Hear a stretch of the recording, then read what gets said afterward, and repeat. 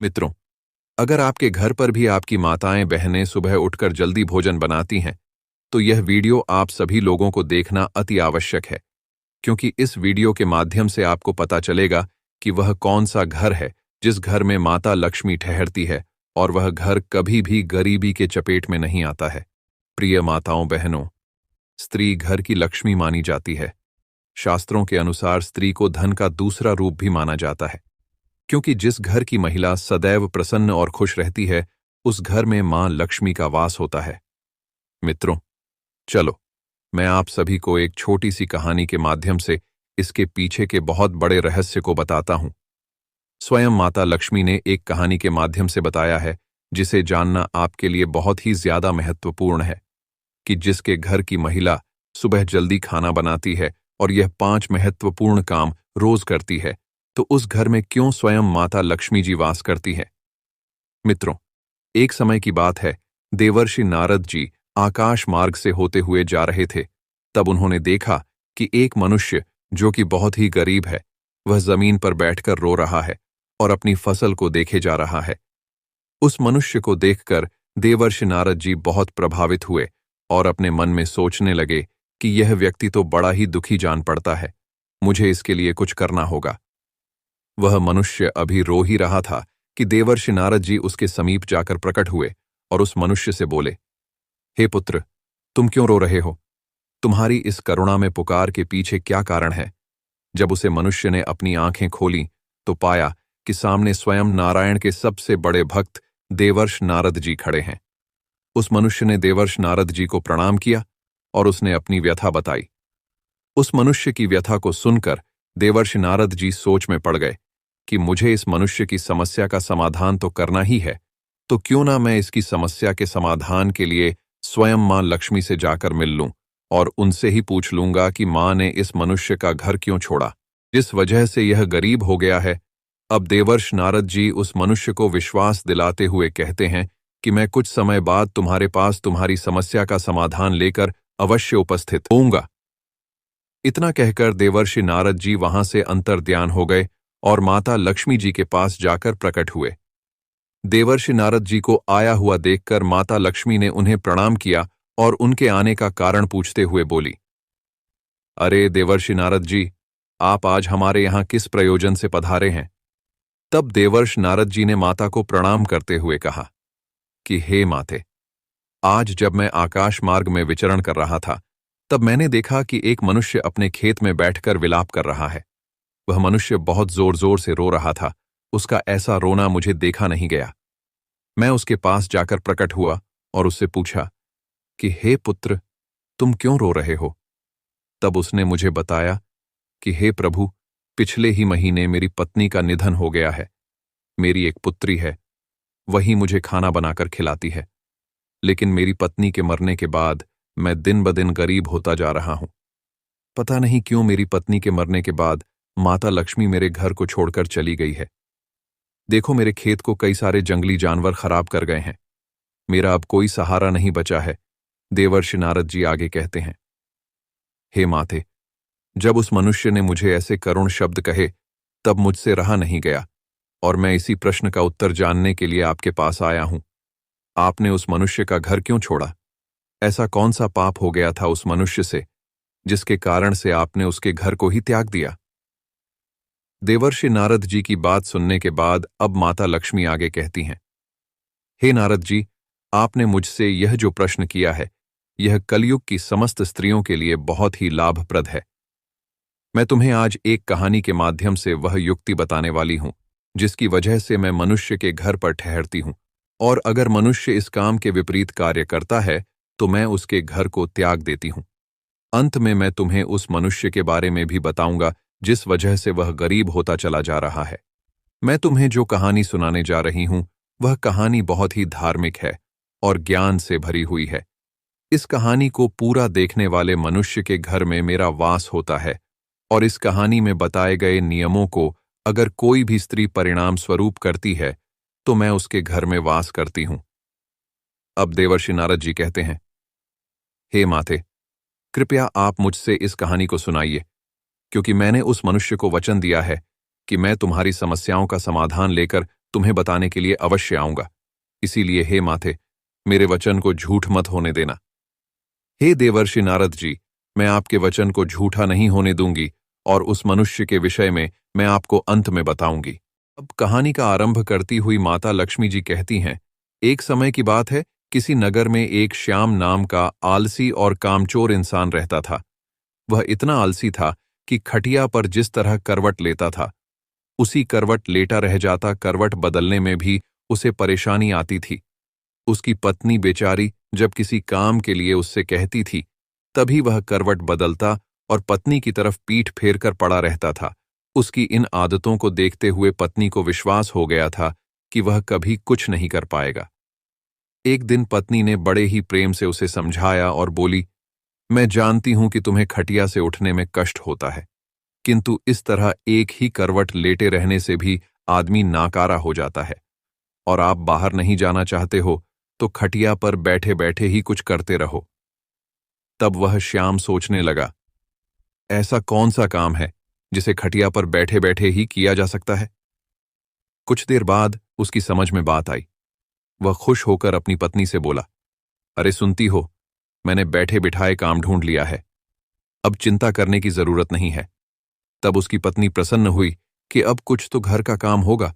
उसने सब्जी की टोकरी में चाकू रखा और उसके आगे रखती हुई बोली, अब बैठे बैठे सब्जी काट डालो। अब सब्जी और चाकू देकर वह वहां से चली गई, किंतु आलसी ने तो उस ओर ध्यान ही नहीं दिया।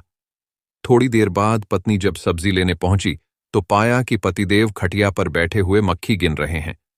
1 2 3 4 5 पत्नी ने देखा, उनके बिस्तर पर 7 मक्खियां मरी पड़ी हैं। पत्नी को देखते ही अब श्याम उछलकर बोला, देखा मेरा कमाल, मैंने कितनी फुर्ती से 7 मक्खियों को मौत के घाट उतार दिया है। अब देखना तुम, मैं पूरे दिन में कितनी मक्खियां मार सकता हूं। अब उस आलसी महाराज को तो अब यही धुन सवार हो गई। उसे जहां मक्खी दिखती वह वहीं फट से हाथ मार देता। कई बार तो अपनी ही गर्दन पर इतनी जोर से हाथ जमाया कि उसकी गर्दन टेढ़ी हो गई। कई बार पत्नी की नाक तोड़ दी मक्खी मारने के चक्कर में। उसने घर के बर्तन तोड़ डाले, क्योंकि श्याम ने प्रतिज्ञा कर ली थी कि कम से कम वह 1000 मक्खियां मारकर ही दम लेगा। जल्दी ही वह दिन भी आ गया जब उसकी प्रतिज्ञा पूरी हो गई। अब उस दिन आलसी ने सारे शहर का चक्कर लगाया। कंधे पर बांस का एक मजबूत डंडा रखा और खुशी से उछलता कूदता अपनी बहादुरी का बखान करता जा रहा था और चिल्लाता जा रहा था कि आज हजारों को मौत के घाट उतार आया हूं। यह सुनकर सभी लोग भयभीत हो गए। उन सभी को लगा कि उसने हजारों शैतानों को मार दिया है जो पास के जंगल में निवास करते थे। अब यह बात सारे शहर में हवा की तरह बहुत तेजी से फैलने गई कि उसने हजारों को मौत के घाट उतार दिया है। लोगों ने उसका नाम हजारमारी रख दिया। आलसी महोदय जिस जगह सड़क या गली से गुजरते थे, वहीं लोगों की भीड़ उसके चारों तरफ आ जाती थी। सभी उस बहादुर को देखने के लिए बहुत उत्साहित थे, जिसने हजारों शैतानों को मौत के घाट उतारा है। धीरे धीरे हजारमारी सारे राज्य में प्रसिद्ध हो गया। कुछ दिनों बाद उस राज्य पर एक दूसरे राजा ने अचानक हमला बोल दिया। राजा के पास उस समय कोई अच्छा और कुशल सेनापति नहीं था। उसने दूतों को आदेश दिया कि वे तुरंत सारे राज्य में घूम कर देखें और जहां भी उन्हें सेनापति के योग्य कोई युवक दिखाई दे, उसे फौरन हमारे दरबार में हाजिर करें।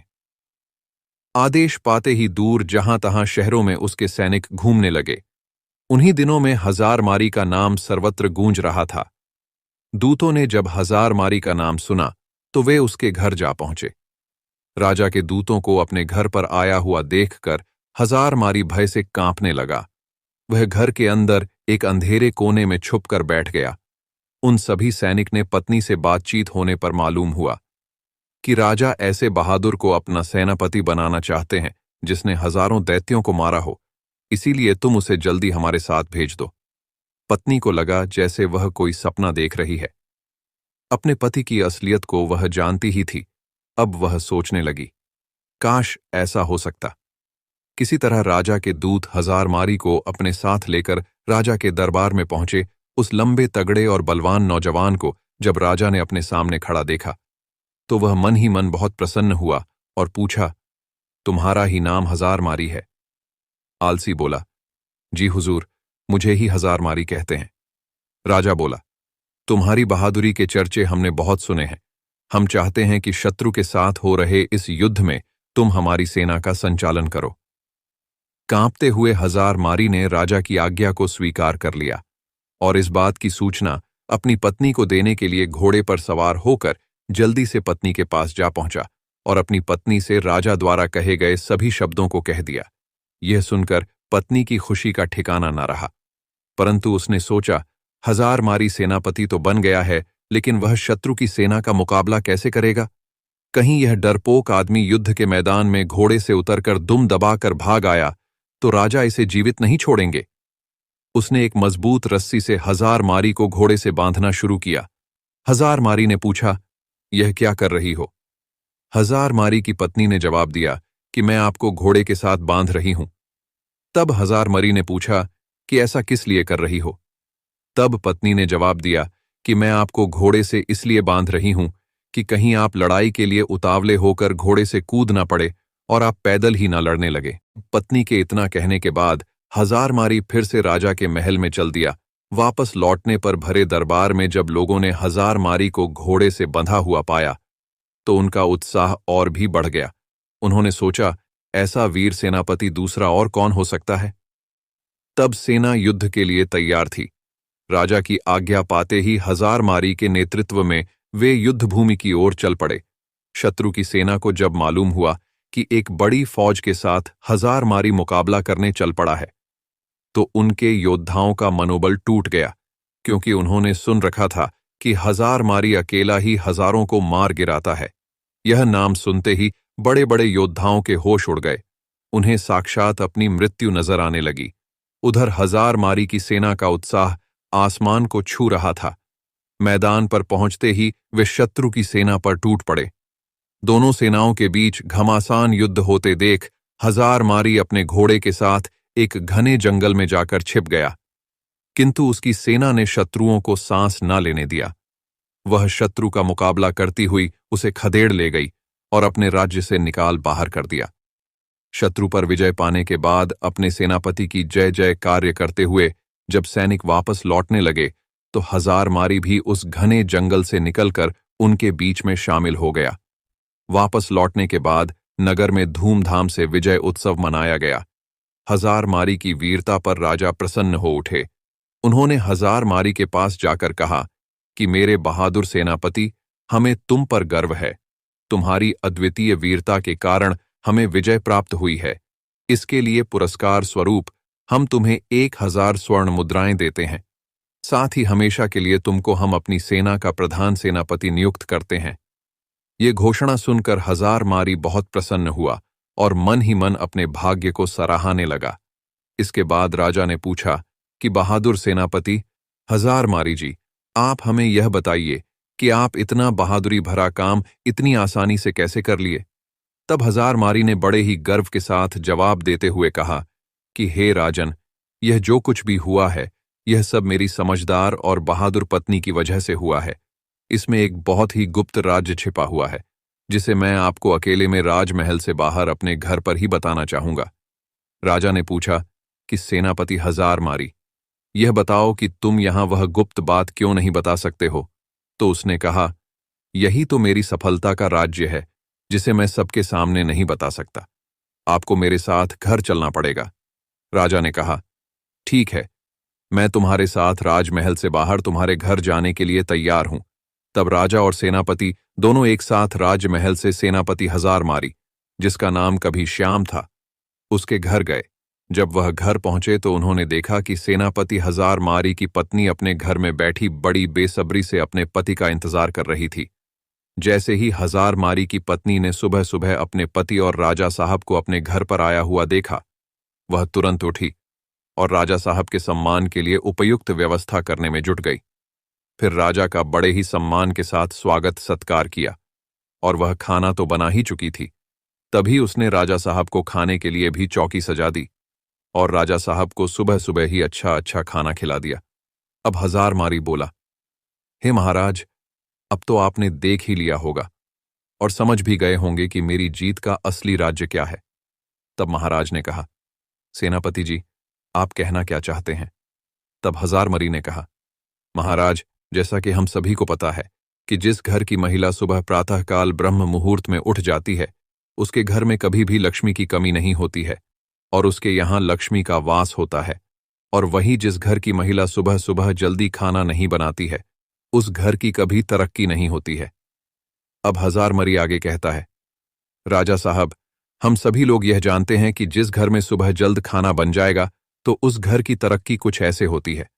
सुबह जल्दी खाना बनेगा तो घर के बच्चे जल्दी स्कूल के लिए भी चले जाएंगे, और यदि कोई व्यक्ति कहीं काम करता है या फिर किसी को कोई जरूरी काम है तो वह घर से कभी भी खाली पेट नहीं जाएगा। वह कहीं भी खाना खाने के बाद जा सकता है और अपना पूरा काम पूरी लगन और मन से कर सकता है। तो सुबह सुबह जो भी स्त्री जल्दी खाना बना लेती है, उसके घर में तरक्की होना बिल्कुल तय है। हजारमारी ने फिर राजा साहब से जो भी उसके जीवन में अपनी पत्नी के प्रति सहायता की बातें जितनी भी थीं और वह युद्ध में किस प्रकार से जीता था, यह सब राजा साहब को बता देता है। तब राजा साहब यह सब जानने के बाद कहते हैं, आपने बिल्कुल सही कहा सेनापति जी। जिस घर की महिला सुबह जल्दी ब्रह्म मुहूर्त में उठकर सारे घर के कार्य कर लेती है और सुबह जल्दी खाना बना लेती, उस घर की तरक्की तो बिल्कुल तय है। उसके बाद राजा साहब ने हजारमारी की पत्नी को ढेर सारी अशर्फियां और जवाहरात से सम्मानित किया। अब माता लक्ष्मी जी कहती हैं, हे देवर्षि नारद जी, अब तो आपको अच्छी तरह से समझ में आ गया होगा कि किसी भी घर की तरक्की के लिए महिला का योगदान सर्वोपरि होता है। और कहते हैं ना कि किसी भी कामयाब व्यक्ति के पीछे किसी महिला का हाथ जरूर होता है, और घर की महिला यदि चाहे तो घर को स्वर्ग बना सकती है और चाहे तो नर्क। हे देवर्षि नारद जी, अब मैं तुम्हें बताती हूं कि उस मनुष्य के घर पर गरीबी क्यों पसारी हुई है और मैंने उसके के घर से प्रस्थान क्यों किया है। क्योंकि उस मनुष्य की पत्नी के मरने के बाद उसकी पुत्री समय पर कोई कार्य नहीं करती है। वह सुबह 8 बजे उठती है और 10 बजे तक खाना बनाया करती है। ना कोई पूजा पाठ करती है, ना ही धर्म से चलती थी। वह अपने मासिक धर्म के दौरान भी खाना बनाती थी, इसलिए ही मैंने उस मनुष्य के घर को छोड़ दिया था। इस वजह से ही वह मनुष्य अब गरीब है। अब देवर्षि नारद जी माता लक्ष्मी की इतनी बात सुनने के बाद कहते हैं, हे माते, आपका मुझे इस कथा के माध्यम से और उस मनुष्य के जीवन के बारे में निष्कर्ष प्रदान करने के लिए आपका धन्यवाद। अब मैं उस मनुष्य की समस्या का समाधान कर पाऊंगा। अब माता लक्ष्मी जी कहती हैं, हे देवर्षि, मैं आपको 5 बातें बताती हूं जिस वजह से मैं मनुष्य के घर में वास करती हूं। पहला, स्वच्छता। जिस घर में स्वच्छता और साफ सफाई का ध्यान रखा जाता है, वहां मेरा वास होता है। गंदगी और अव्यवस्था मुझको अप्रिय लगती है, इसलिए घर का हर कोना स्वच्छ और सुसज्जित रखना चाहिए। दूसरा, सत्कार और सम्मान। जहां घर के सदस्यों और अतिथियों का आदर सत्कार होता है, वहां मैं प्रसन्न रहती हूं। अतिथियों के स्वागत और सेवा में तत्पर रहने वाले हमेशा ही मेरा आशीर्वाद पाते हैं। तीसरा, धार्मिकता और पूजा। जिन घरों में नियमित रूप से पूजा पाठ होता है, वहां मैं वास करती हूं। विशेष रूप से लक्ष्मी पूजा, दीपावली और शुक्रवार के दिन मेरी पूजा करना अत्यंत आवश्यक है। मैं इस दिन प्रसन्न होती हूं। चौथा, जहां परिश्रम, ईमानदारी और धर्म के मार्ग पर चलने की प्रवृत्ति होती है, वहां पर मैं निवास करती हूं। आलस्य और अनैतिकता से मैं दूर चली जाती हूं। पांचवा, धन और दान की सही दिशा। जहां लोग धन का सदुपयोग करते हैं, जरूरतमंदों की सहायता करते हैं और धार्मिक कार्यों में दान करते हैं, वहां मेरी कृपा बनी रहती है। माता लक्ष्मी की इतनी बात सुनकर देवर्षि नारद जी माता लक्ष्मी को प्रणाम करते हैं और वहां से अंतर्ध्यान हो जाते हैं और उस मनुष्य को सारी बातें जाकर बताते हैं। वह मनुष्य अब देवर्षि नारद जी के बताए रास्ते पर चलता है। इस वजह से अब धीरे धीरे उसके घर में भी माता लक्ष्मी का प्रवेश होने लगता है। वह भी अब एक खुशी जीवन जीने लगता है। मित्रों, यही था आज का वीडियो। आपको हमारा आज का वीडियो कैसा लगा, हमें कमेंट करके अवश्य बताना और इस वीडियो को ज्यादा से ज्यादा लोगों में शेयर भी अवश्य करना, ताकि उनको भी इसके बारे में पता चल सके और वह भी माता लक्ष्मी जी को खुश कर पाए, उन्हें भी गरीबी से मुक्ति मिल जाए। इसीलिए मित्रों, इस वीडियो को शेयर अवश्य करें। बाकी मित्रों, आप सभी का वीडियो को यहां तक देखने के लिए दिल से धन्यवाद।